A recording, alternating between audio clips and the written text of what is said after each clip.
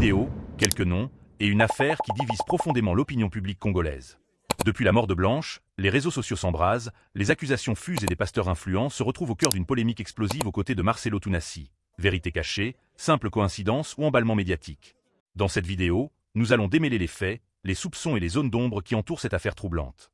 Abonne-toi à la chaîne pour ne manquer aucune enquête et analyse exclusive. Aime la vidéo si tu veux que la vérité soit mise en lumière, laisse ton avis en commentaire. Que penses-tu réellement de cette affaire? Partage la vidéo autour de toi pour ouvrir le débat et informer le plus grand nombre. Ici, on analyse les faits, pas les rumeurs. Dans une vidéo devenue virale, largement relayée par des Congolais de la diaspora, plusieurs personnes affirment que certains pasteurs proches de l'entourage spirituel de Marcelo Tounassi auraient été informés, ou au minimum témoins, de tensions profondes au sein du couple. Ces vidéos, souvent émotionnelles, montrent des intervenants convaincus que des figures religieuses influentes ne pouvaient pas ignorer ce qui se passait en coulisses.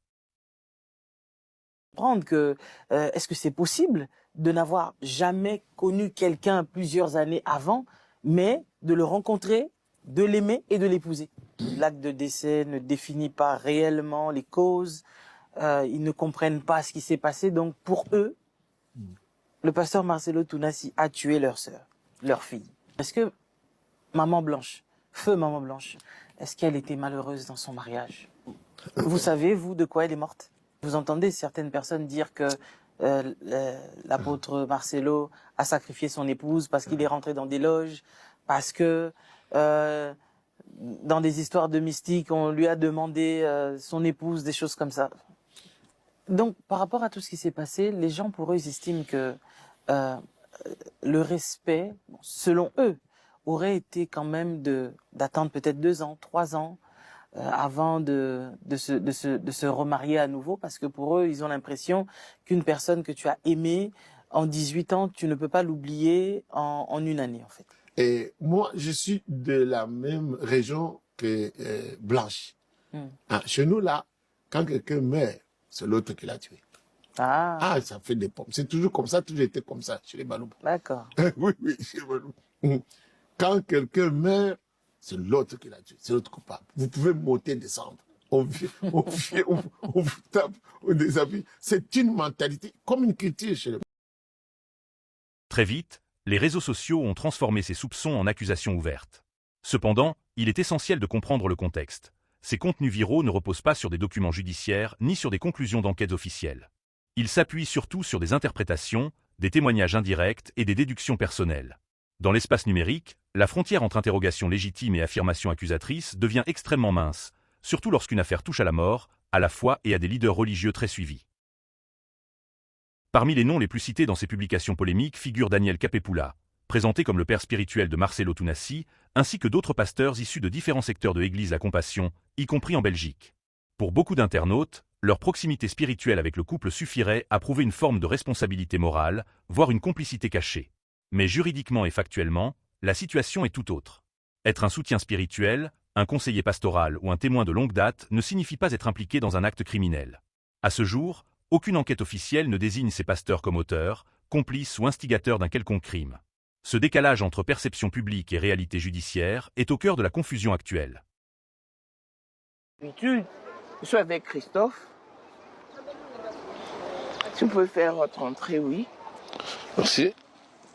Bonjour Christophe. Bonjour madame. Et bienvenue dans cet élément. Comment vous allez, votre morale et votre état d'esprit? Oui, ça va. Mais on est là pour essayer un peu de donner encore certains éléments. Voilà, on est là. Avant d'aller dans les socles de notre sujet, je mérite d'abord que vous écoutez cet audio et l'on se retrouve pour la suite. Merci. Papi, bonjour. Dans ces dossiers, il y a Joseph, la première personne qui avait pris Blanche après avoir fait les courses de la maison pour les enfants. C'était Joseph Kassongo Yoni. Il est le pasteur de l'église Compassion, Bruxelles.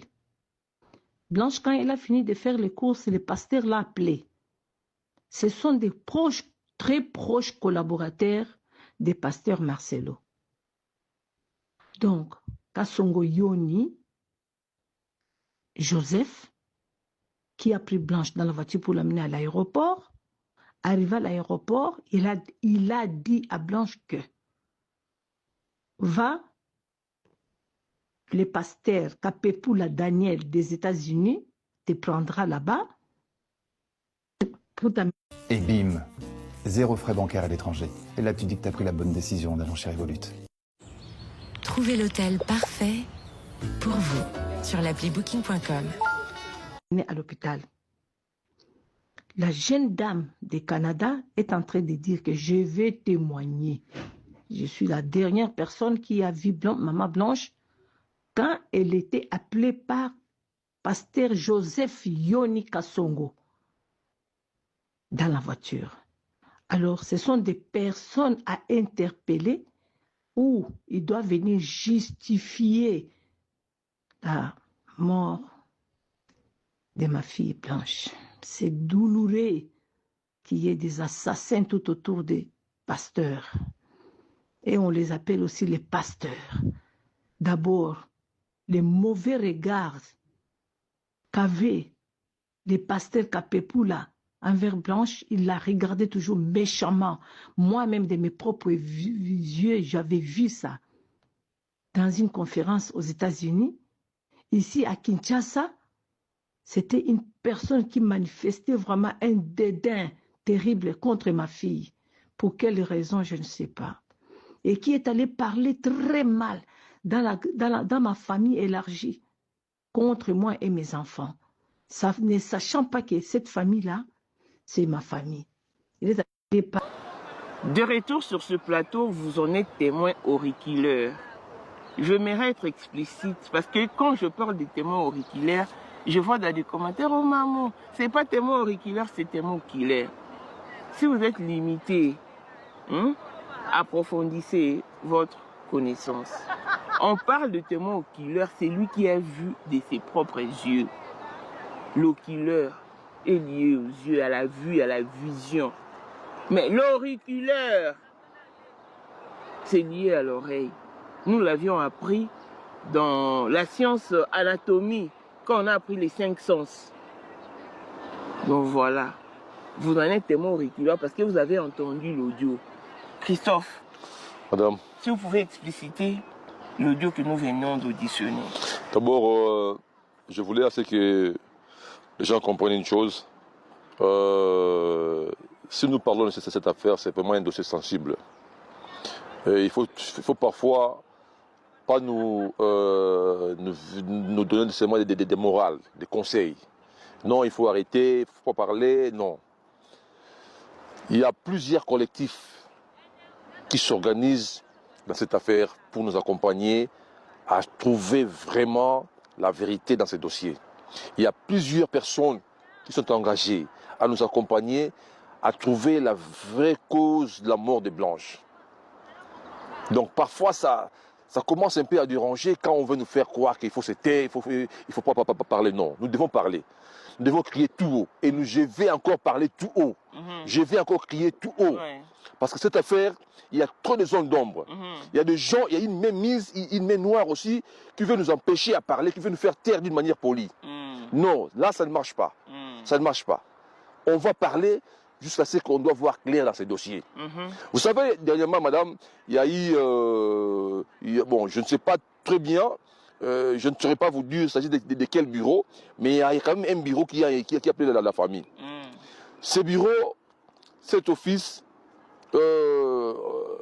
ces magistrats, ces procureurs, c'est parce que nous avons crié tout haut. On a parlé, on a crié, ceci que non, ils ont eu audience avec la famille. Et lorsqu'ils ont parlé, après des conversations, après des pourparlers, on a compris qu'il y a encore une main noire. Donc on veut encore nous bloquer. On veut encore, voilà, au niveau du Congo, on veut encore nous bloquer. Donc là maintenant on doit se taire, qu'on ne parle pas, qu'on ne dise pas. Mais écoutez, moi je vais citer le nom de Marcelo jusqu'au jour où je verrai la vérité sur la mort de ma sœur. Je vais citer son nom. Il n'est pas un président de la République. Ça je vous le dis. Et même s'il était président de la République. Ça ne lui donne pas le droit d'ôter la Donald Trump ensuite son nom partout. Ici, là où nous sommes en Afrique du Sud, Cyril Ramaphosa, on lui pointe du doigt. Qui il est, ce monsieur? Il est qui? Arrêtez avec la morale, s'il te plaît. Arrêtez avec la morale. J'en ai marre de la morale. Mon problème, Marcelo ne doit pas changer l'histoire. Il ne doit pas changer l'histoire du dossier. On ne parle pas de l'argent. Même si on réclame l'argent, c'est un droit. Ça, il faut retenir. C'est un droit. L'État reconnaît les droits de la famille. Voilà. Marcelo n'a pas eu tous ses biens seuls. Ils ont travaillé ensemble avec les Blanches. Si ce n'était pas le droit, pourquoi est-ce qu'il proposait de vous donner des 750 $? Voilà. Si ce n'était pas le droit. Faut pas. Marcelo, il joue avec les mots. C'est ça, Marcelo. Il joue avec les mots. Et moi, j'aimerais vous faire comprendre une chose. D'abord, quand on a commencé ces combats, nous avons demandé deux choses à Marcelo. Qu'il nous remette les fiches médicaux des Blanches. Ça, c'est un. Qu'ils nous remettent les passeports des Blanches. Deux, c'est fini. Nulle part, on a mentionné Marcelo donne-nous l'argent. C'est faux. Comment vous vous laissez... Et les certificats de décès. Voilà. Comment vous vous laissez emporter par ces manipulateurs qui jouent avec les mots? Non. Personne, la famille Blanche n'a pas demandé l'argent à Marcelo. Écoutez, il ne faut pas nous intimider. L'argent des Blanches, ce qui est des droits, on aura cet argent. Des gré ou des forces. Il ne faut pas nous intimider. Et puis une personne comme moi, je ne me laisserai pas intimider. Venez m'accompagner dans ce combat, c'est bon, je suis avec vous. Venez me dire que non, je dois faire ça ou ça ou ça ou ça. Je crois que non, là, je vais me retirer. Je vais aller avec ces gens qui partagent la même vision que moi. Les grands problèmes, ne cherchez pas à me dire que non, Marcelo a dit non. On n'a pas demandé l'argent à Marcelo jusque-là. Que Marcelo nous donne les documents, les fiches médicaux des Blanches. Mais pourquoi il n'arrive pas à nous donner ça? Pourquoi Marcelo n'arrive pas à nous donner les fiches médicaux des Blanches? C'est simple. La question est simple. Quand je parle, je m'assume qu'il nous donne les fiches médicaux des Blanches. Qu'il nous remette les passeports des Blanches. Et le certificat de décès. Voilà. Le reste, on verra après. Le reste, on verra après. Le reste, c'est la justice congolaise qui va trancher. Mais pourquoi vous qui venez avec la morale, pourquoi ne posez pas toute la question à Marcelo de nous remettre les fiches médicaux des Blanches? Pourquoi? Pourquoi? Vous savez, il y a une manipulation qui s'est faite maintenant, madame. Il y a un groupe de gens qui travaillent avec Marcelo. Moi, je suis au courant de tout. C'est quoi les bits des problèmes? C'est de nous faire taire. Puisqu'on parle, puisque Marcelo a peur. Puisqu'on ne parle pas, il est content. Alors, qu'est-ce qu'il faut faire? Il faut avoir une stratégie. La personne ciblée, c'est moi. Il faut me faire taire. Mais moi, je vous dis, d'autant plus qu'il n'y a pas une lumière, d'autant plus qu'il n'y a pas une clarté dans cette affaire, je vais toujours parler. Ok, revenons maintenant à notre question. Explicitez l'audio que nous venons d'auditionner. Blanche, elle a pris le vol le samedi. Non, qui parle d'abord dans l'audio? Qui a envoyé cet audio? Maman, j'ai parlé avec maman, elle m'a envoyé l'audio. Elle m'a expliqué comment était l'affaire. Nous devons exposer ces gens. Parce que vous devez retenir une chose, madame, c'est nous qui sommes les perdants. Blanche, elle est partie. Elle est partie. Certainement, elle ne reviendra plus en vie. Jamais. Jamais. Mais Marcelo est là. Tu vois? Et il s'est même remarié, il a refait sa vie. Il n'y a pas de problème. Qui sommes les perdants? C'est nous. Notre sœur est partie. Oui. Et on ne la verra plus jamais. Et avec ça, la douleur que ma mère est là, la peine qu'elle est là, vous voulez que les gens ne parlent pas. Aujourd'hui, moi, je vais interpeller des gens dans ce dossier. Je vais parler, je vais interpeller certaines personnes. Voilà donc, comme je vous expliquais que vous aurez une émission, je vous avais fait attendre pour cette émission, et vous avez demandé d'être un peu patient. La personne qui a vu Blanche pour la dernière fois a confirmé que Blanche était en Belgique avec le pasteur Joseph Kassongo Ngoya, le pasteur de la Compassion Belgique. Voilà. Il a appelé Blanche pour lui dire « Va en Turquie à l'hôpital ». Non, madame, je voulais dire une chose. Ils ont fait les courses ensemble avec Blanche. Les pasteurs de la Kassongo, d'extension, compassion, choses comme ça, Belgique. Entre parenthèses. Les pasteurs diront à Blanche que dès que tu arrives en Turquie, un monsieur, ça s'appelle un pasteur, entre parenthèses, Daniel Kapepoula. Il va te prendre à l'aéroport pour l'hôpital. Daniel Kapepoula, c'est le père spirituel du pasteur Marcel. Voilà. Avec qui il ne s'est jamais entendu, parce qu'ils n'ont jamais été en bonne relation. Ce pasteur-là était ici en Afrique du Sud l'année passée. Il pleurnichait pour pasteur Marcelo. Et subitement, il s'est ingéré dans cette affaire. Voilà. C'est lui qui est passé sur le plateau d'Élise. C'est lui, Daniel Kapepoula. Oui, allez-y. Donc, c'est papa qu'on doit aussi interpeller dans cette affaire. Si vous pensez qu'on va vous laisser libre, monsieur Kapepoula, tu as des enfants qui ont presque le même âge que Blanche. Ce pasteur, pour votre information, il avait une église là à Lemba, Super Lemba. Maintenant, il habite aux États-Unis. Maintenant, ça fait une dizaine d'années qu'il vit ailleurs. Bref, ce papa a quitté là où il reste, là où il réside, pour la Turquie. C'est elle qui a pris Blanche à l'aéroport. Donc, ces deux messieurs, Kassongo de Bruxelles et Daniel Kapepoula des États-Unis, ils doivent être interpellés.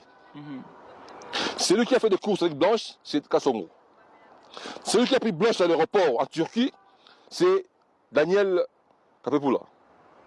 Maintenant, le pasteur, lui, Kassongo lui a dit, le pasteur va te prendre en Turquie pour l'hôpital. Voilà. C'était quel hôpital et pour quelle raison? Justement. Et pour quelle raison, on ne sait pas. On ne sait pas. Parce qu'ils ont dit que Blanche et pasteur Marcelo avaient suggéré à Blanche d'aller refaire sa garde-robe en Turquie. Voilà. Mais que vient faire l'hôpital? C'est tellement Madame, il y a trop de mensonges. Les gens qui se laissent emporter par Marcelo, moi, ça m'étonne. Sur les réseaux sociaux, les mentions de ces pasteurs ont rapidement glissé vers des théories du complot. Certains affirment qu'ils auraient couvert, encouragé ou validé un plan secret. Ces théories se nourrissent du silence, des zones d'ombre et surtout du choc émotionnel provoqué par la mort de Blanche. Dans un climat de deuil et de colère, chaque parole passée est disséquée, chaque prêche ancien est réinterprété. Pourtant, il faut rappeler un principe fondamental. L'absence de preuve n'est pas une preuve de culpabilité. Transformer des paroles spirituelles ou des conseils pastoraux en éléments à charge peut être dangereux. Cela détourne l'attention des faits vérifiables et peut nuire gravement à des personnes qui, jusqu'ici, ne sont liées à cette affaire que par des liens religieux ou relationnels.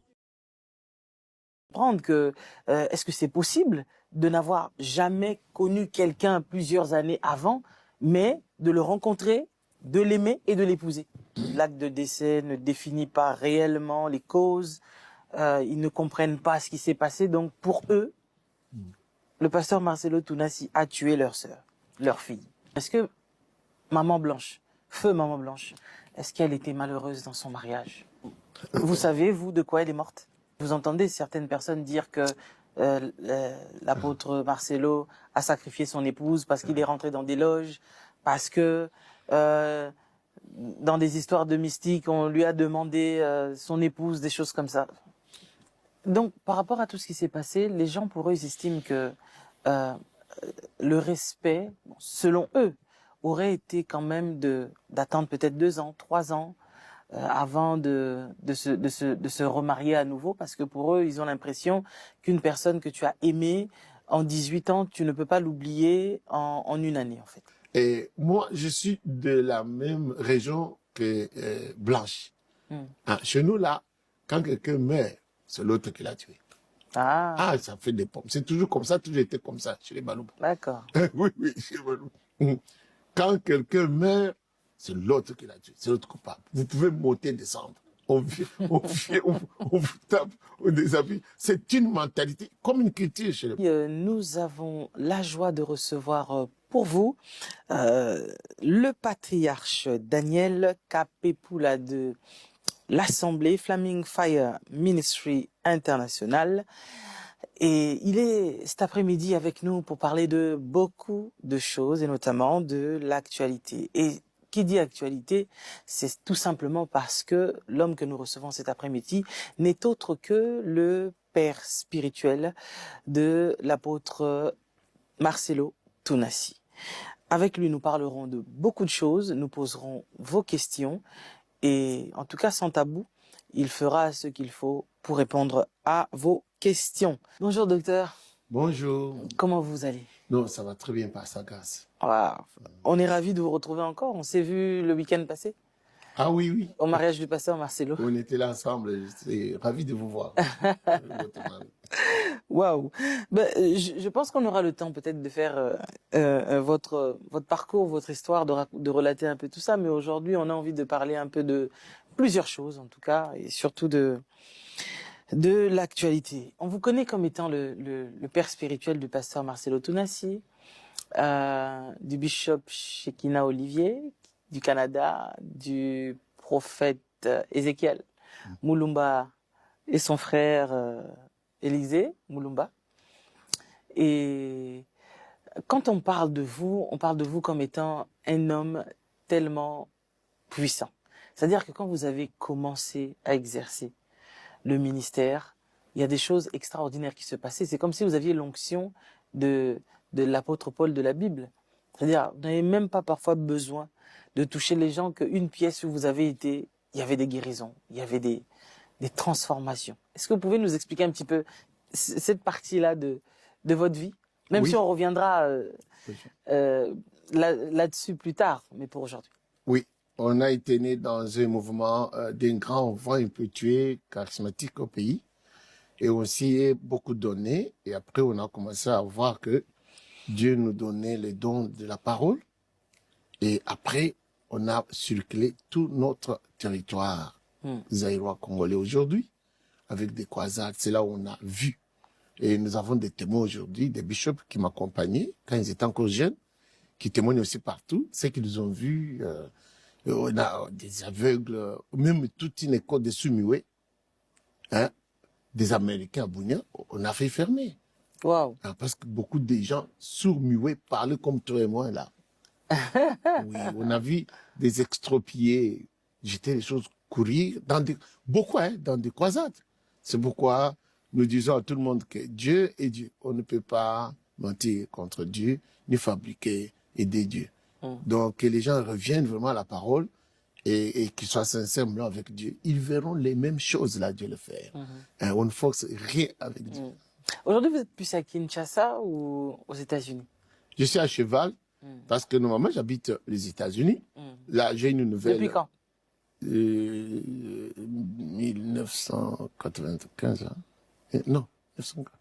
Enfin, 30 ans à peu près, on va dire. Oui, oui, ça fait très longtemps. Eh ben, dans les derniers jours, Dieu m'a donné une nouvelle mission. Dieu est en train de susciter une génération de champions en Afrique. Ok. Ah, c'est pourquoi je suis descendu en Afrique pour ouvrir une école de champions. Ah ouais. Oui. Et dans cette école des champions, qui sont sortis de là? Bon, non, ça c'est on forme. Parce que ce n'est Ah, pas... là c'est actuel. Ah, d'accord. Ça ne sera pas la même chose. Ok, ok. Parce que le grand champion, c'est-à-dire que Dieu suscite des hommes et des femmes, voilà, plein d'onction, plein de foi, plein de sagesse, plein d'intelligence spirituelle élevée, et plein de la plénitude de Dieu et de sagesse. C'est-à-dire que ces gens, ils vont régner dans tous les domaines de la vie. Vous voyez comme Dieu est en train de vous utiliser là, d'excellence en tout. Dans tout ce qu'ils font, ils sont toujours supérieurs aux autres. C'est dans tous les domaines de la vie, hein? Pas seulement parole, église, non. Je n'ai business, outside, tout, politique, tout. C'est cette école que nous sommes en train de mettre sur pied. Ah ben, on aura des nouvelles en tout cas de cette école. Mais c'est vrai, on ne peut pas recevoir le père de Mbappé sans parler de Kylian. On ne peut pas recevoir la maman de Pogba sans parler de Pogba lui-même en fait. Vous êtes le père spirituel du pasteur Marcelo et on ne peut pas vous recevoir sans quand même parler de votre fils parce qu'on sait que vous avez un fils qui aujourd'hui est connu dans le monde entier et plus particulièrement dans la francophonie. Qu'est-ce que ça vous fait? Oh, c'est une fierté. Ça, je vous dirais que c'est pour dire que Dieu est vrai. Ce que Dieu fait, dit, il le fait. Avant de faire l'école, pour les enseigner, Dieu m'avait parlé. De lui? Non, qui va susciter des hommes, des femmes à travers de moi. Et moi, j'ai prié, Dieu m'a donné un cœur d'un père, c'est-à-dire que ma prière est que les gens qui sortent de moi puissent faire plus que ce que je fais. C'est ça l'esprit des Écritures. Alors, lui, il s'est distingué beaucoup plus, beaucoup de sagesse et beaucoup de... Donc, c'est beaucoup distingué. Mais alors, quand vous dites qu'il s'est beaucoup distingué, lorsque vous enseignez à vos enfants spirituels, est-ce qu'il y a quelque chose de particulier que vous avez vu chez vous, chez lui, je veux dire? Oui, quand je les ai pris, ils étaient encore des jeunes gens. Pas d'ambition, pas de chercher, non. Je les annonce, voilà, je fais l'école, je vais vous enseigner, vous êtes venus. Et Dieu avait déjà en eux ce qui avait déjà la grâce là, de la paix. Bon, ils se sont distingués à cause du zèle.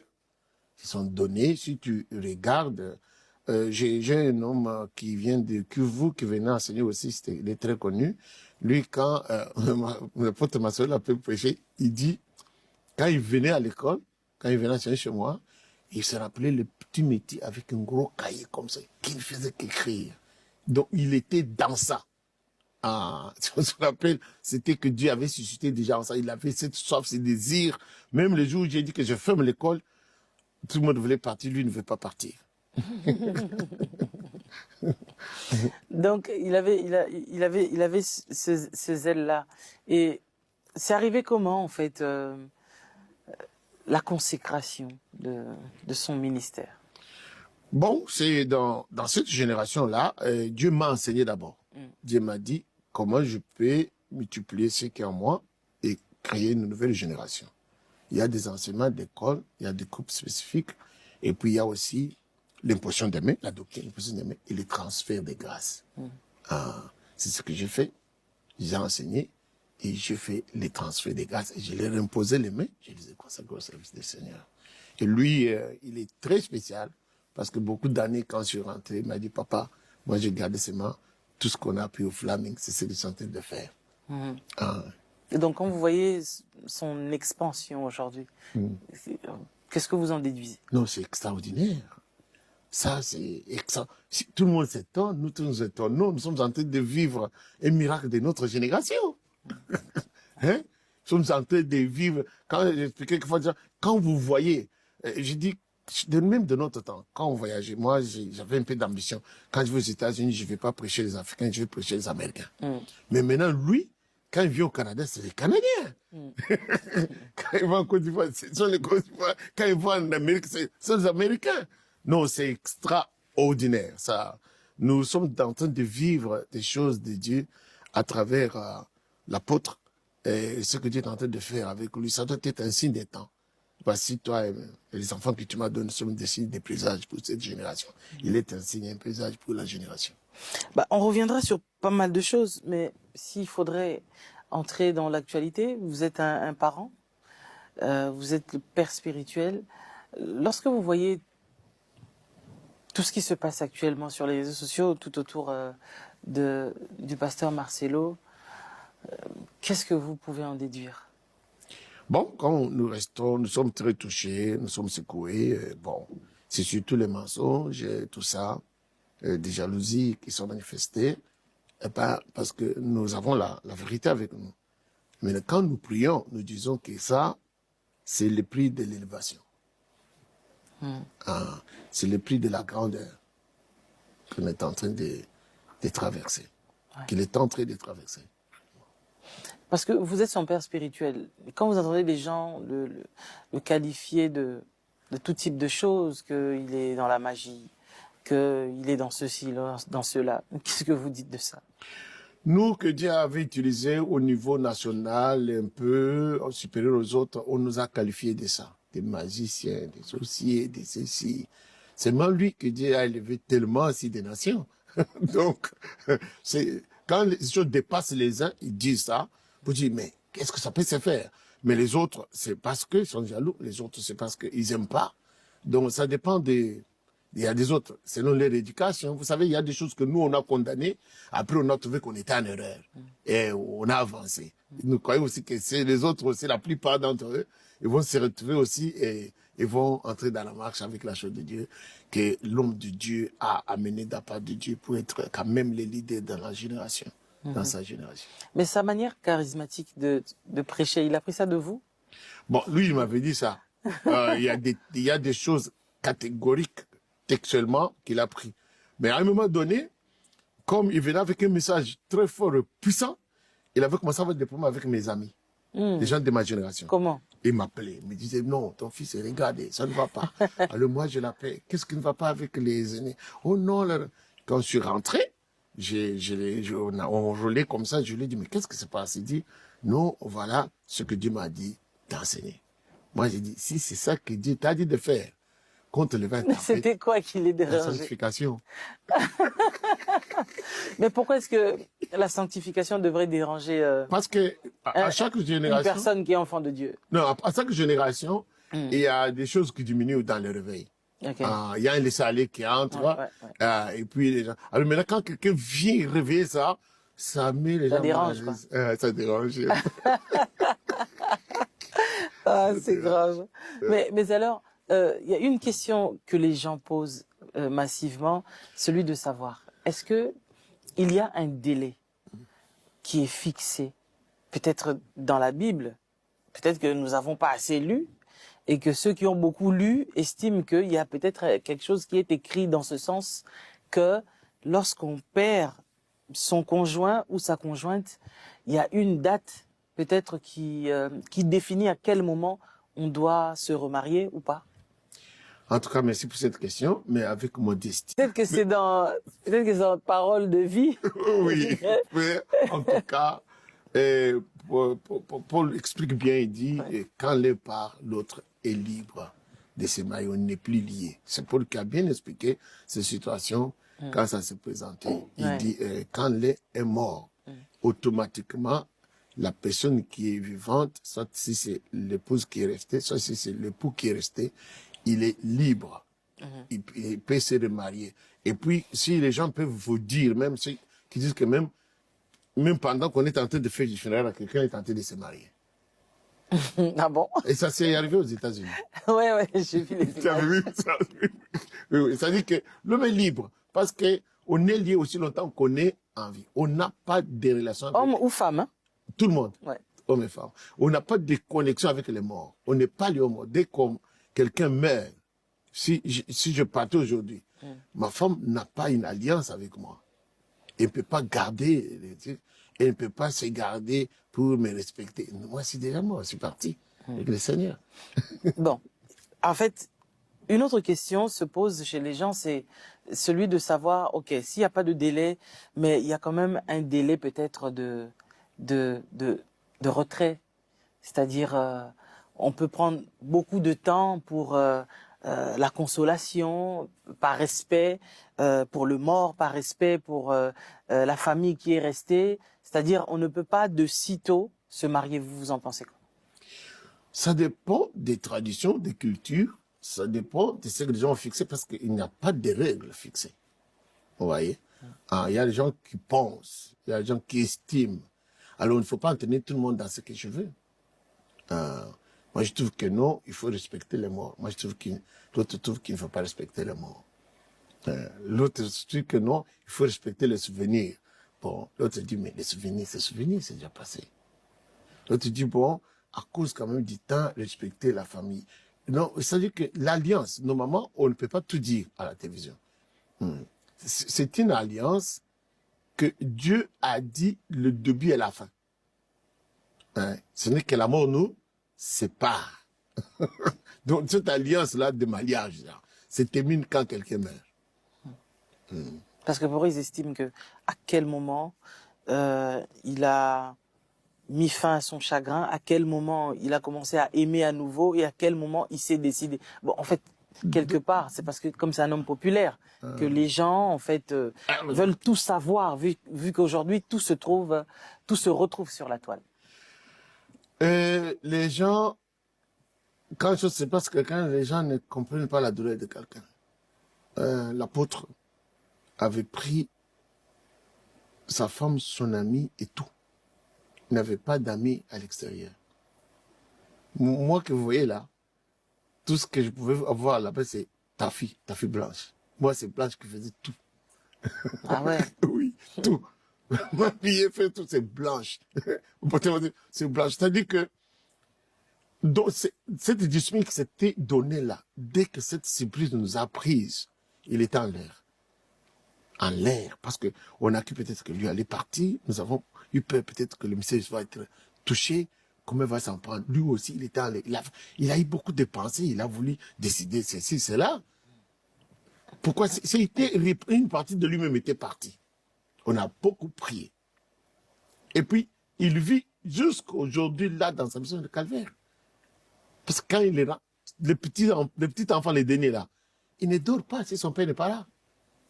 Son père doit courir. L'autre fille que tu vois là, il a mis même des fleurs là, sa main s'assied. Il a eu personne ne s'assoit ici. Lui vit avec ses souvenirs. Enlevons d'abord ses souvenirs là. Vous imaginez, les gens ne savent pas ce que c'est un veuf et une veuve. La solitude, et personne qui est à côté de vous n'est plus. Et la solitude tue. Ça ne vaut pas la peine de dire que nous avons vu des pasteurs, parce qu'on n'a pas voulu qu'ils se marient. Ils ont suivi leurs femmes, les épouses. La solitude tue, surtout quelqu'un est parti. Mais vous sentez vous-même que vous pouvez aussi les suivre. Est-ce qu'on doit perdre 2 personnes à la fois? En fait, pour eux, ils sont pas contre que le pasteur se marie, mais il fallait attendre 2 ans, 3 ans, 4 ans. Bon, c'était un homme, c'était d'abord un figure public. Et pendant que je vous parle, il y a même des gens qui ont quitté Europe, Canada, qui sont venus s'asseoir dans l'église pour qu'ils les épousent. Ah ouais? Ah oui. Des gens riches. Combien de gens viennent avec des visions? Est-ce qu'on ne peut pas avoir pitié de protéger l'apôtre de Dieu? On doit prolonger des périodes de tentation comme ça. Ou de souffrance, de solitude. Parce que quand on mène un deuil, on continue à souffrir, à pleurer, non? Ah, il faut qu'on prolonge ça encore pour quelqu'un qui est sur place dans le ministère plein. Qu'est-ce qu'il va transmettre aux gens? Des regrets, des pleurs. Selon plusieurs témoignages évoqués dans les vidéos, la motivation centrale attribuée à Marcelo serait le désir de Blanche de divorcer à tout prix. Des éléments comme un audio de Blanche et le témoignage présenté, comme celui de son frère, sont utilisés pour appuyer cette thèse. Dans ces enregistrements, Blanche exprimerait sa détresse, son ras-le-bol et sa volonté ferme de mettre fin à la relation. Je vous présente le certificat de décès de Blanche Tounassi, la femme du pasteur Marcelo. Ce certificat mentionne 2 choses qui contredisent la version officielle, celle qui nous a été fournie par Marcelo. Premièrement, quand Marcelo nous dit que Blanche serait morte d'une petite opération, ce certificat ne mentionne pas cette opération. Et l'heure qui est mentionnée dans ce certificat, l'heure de décès, ne peut pas être celle-là, puisque à la même heure, d'après les témoignages, Blanche était en communication avec sa maman restée à Kinshasa. Alors, on comprend dès lors qu'il y a eu autre chose. Nous allons tenter d'aborder ces éléments qui nous ont été cachés. Nous avons aujourd'hui les audios. C'est comme si Blanche sentait sa mort venir et a eu envie de se confier. On nous dit ceci, que Blanche a fini par découvrir le côté mystico-sataniste de son mari. Oui, son mari, parce que Tounassi a aussi un mari. Est-ce que vous vous rendez compte du scandale? Et une fois que Blanche a eu connaissance de toutes ces choses, elle a menacé de divorcer. C'est en ce moment-là que Tounassi, voyant son royaume, son entreprise spirituelle en périr, éventuellement si ces choses venaient à être sues, ben, il a initié en ce moment-là un voyage de sa femme pour la Turquie. En réalité, tout était déjà mis en place pour l'assassiner. Blanche va aller en Turquie. Marcelo va la rejoindre. et on n'aura plus de nouvelles de Blanche. Marcelo va nous raconter qu'il a passé 4 heures avec le cadavre de Blanche en vue de la ressusciter, mais le public pense que c'est pendant cette période-là qu'elle a initié l'assassinat de sa femme. D'après toujours les témoignages, que la femme de Marcelo, qui est Blanche, méritait une autopsie. Quand ta femme trouve la mort dans des conditions troublantes, ton premier réflexe en tant que mari, c'est de demander l'autopsie, ce qui n'a pas été demandé par Tounassi. Autre élément quand même, c'est que Blanche sera enterrée 5 jours, à peine 5 jours après son décès. Y avait-il des choses à cacher? Alors là, les gens se disent, tiens, Esther, la nouvelle femme de Tounassi, du coup, qu'est-ce qu'elle vient faire aussitôt dans la vie de cet homme de Dieu? Entre parenthèses, voyez-vous, faites attention avec vos hommes de Dieu qui vous parlent de Dieu alors que vous n'avez pas la certitude qu'ils parlent avec Dieu. Ces hommes sujets à scandale du matin au soir, des millionnaires grâce à votre argent. Bref, suite aux manipulations qu'ils vous font subir sans cesse. Alors, on pense quand même que aujourd'hui, le monde réclame que la justice soit faite. Il faut qu'on aille éclaircir toutes ces zones d'ombre. Et Marcelo nous a menti. On ne va plus accorder crédit à ses propos. C'est à l'État congolais, autant que État, de faire la vérité sur cette affaire. On parle quand même de la mort d'une citoyenne congolaise. Elle mérite d'être défendue par le Congo autant qu'institution. Voilà ce que nous exigeons. Dans l'imaginaire collectif, ce refus du divorce aurait été le déclencheur d'un plan extrême. Mais là encore, il faut distinguer ce qui relève de l'hypothèse de ce qui est établi. Une crise conjugale, même profonde, n'implique pas automatiquement un passage à l'acte criminel. Sans conclusion judiciaire claire, ces éléments restent des pièces d'un puzzle incomplet, souvent interprétés selon l'émotion plutôt que selon la preuve. Aujourd'hui, une chose est certaine. La mort de Blanche a révélé de profondes fractures, non seulement dans un couple, mais aussi au sein d'une communauté religieuse et sur la toile congolaise. Les pasteurs cités dans cette affaire sont, pour l'instant, liés par des soupçons publics, non par des décisions de justice. La prudence est donc indispensable pour éviter de transformer une tragédie humaine en chasse aux sorcières numériques. Cette affaire pose aussi une question plus large. Jusqu'où peut-on aller dans l'interprétation des liens spirituels et des responsabilités morales? La recherche de vérité est légitime, mais elle doit s'appuyer sur des faits, pas uniquement sur des émotions ou des rumeurs. C'est seulement ainsi que justice pourra être rendue, pour Blanche, pour ses proches, et pour tous ceux dont les noms sont aujourd'hui exposés sur la place publique. Si vous avez suivi toute la vidéo, donnez votre avis dans les commentaires. Votre opinion compte, mais souvenez-vous, débattre, oui, condamner sans preuve, non.